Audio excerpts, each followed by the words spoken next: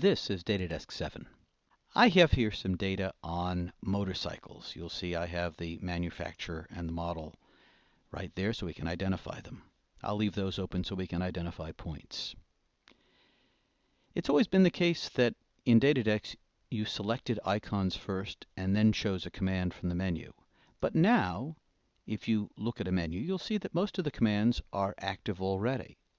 If I select a scatter plot, DataDesk will make a window and invite me to drag variables into it.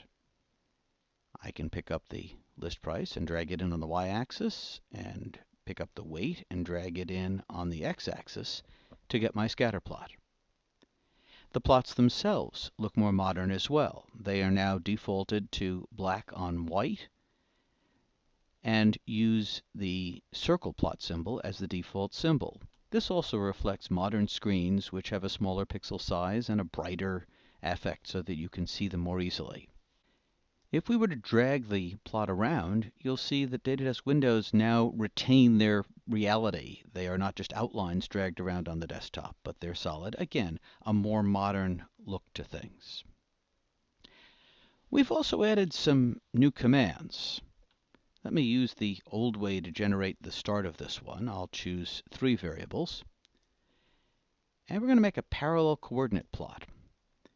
A parallel coordinate plot shows us each variable plotted like a dot plot with lines connecting the individual cases.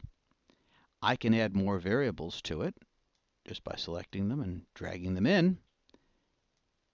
This is another way to look at multiple variables. And it gives us another view of what's going on here. For example, if I were to select these most expensive motorcycles and color them, you'll see that generally they stay at the top of the plot. They are the heaviest, they are the ones with the biggest bore and the largest wheelbase. But we'll also see a couple that don't look like they belong here. I'd better identify those. Since I have both windows open, I'm going to hold down Shift and Option, or Shift and Windows if I was on a Windows machine, so that I can see the text of both variables. This is the Suzuki RM-Z250. Well, now that I've identified it, I'd like to know what's going on. I'd like to perhaps check that wheelbase number. It may be wrong. If I go to the Special menu, there is a new command, the Web Search Query, also available as command/ or command ? When I do that, DataDesk will go out to the search engine of my choice with the text we just identified, and I will find the information. I see pictures of my motorcycle. I can click further and find out what's going on with the motorcycle. And in this case, if I look at the specs, I'll scroll down, and what I found when I did this was that the wheelbase was in fact misrecorded. So I could go back and correct the error.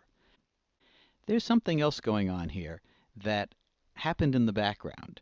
Let me open up the list price variable. You'll notice that the list price variable has $signs and commas in it. In the past, that was always a problem. If you picked up data and pasted it in with a money symbol or with commas in it, DataDesk would complain that it didn't look like a number.